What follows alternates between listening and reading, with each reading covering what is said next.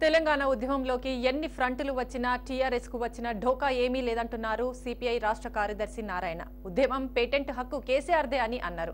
నాగం పిలిచినంత మాత్రాన సోనియా ఇంటి ముందు ధర్నాకు వెళ్లేది లేదని తేల్చి చెప్పిండ్రు.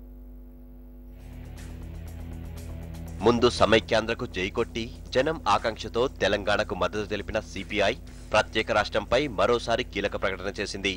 ఉద్యమంలో ఎన్ని ఫ్రంట్లొచ్చినా తెలంగాణపై పేటెంట్ హక్కులు మాత్రం కేసీఆర్కే ఉంటాయని ఆ పార్టీ రాష్ట్ర కార్యదర్శి నారాయణ స్పష్టం చేసిండ్రు.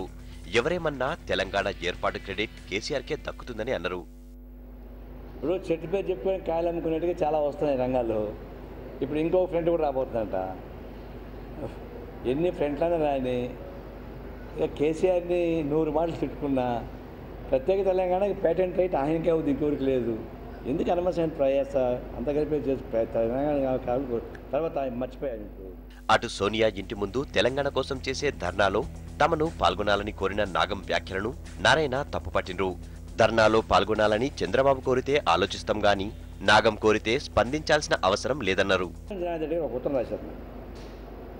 తెలంగాణ టీడీపీ తెలంగాణ పార్టీ నుంచి సోనియా గాంధీకి మేము మెమోరం చేయాలి, మీరు కూడా పంపించండి.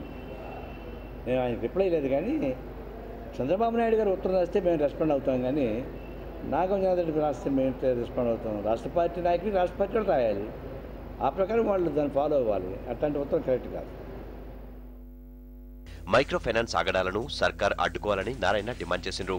వారి బారిన పడ్డ పేదవారిని బయటపడేయాలని కోరిండ్రు.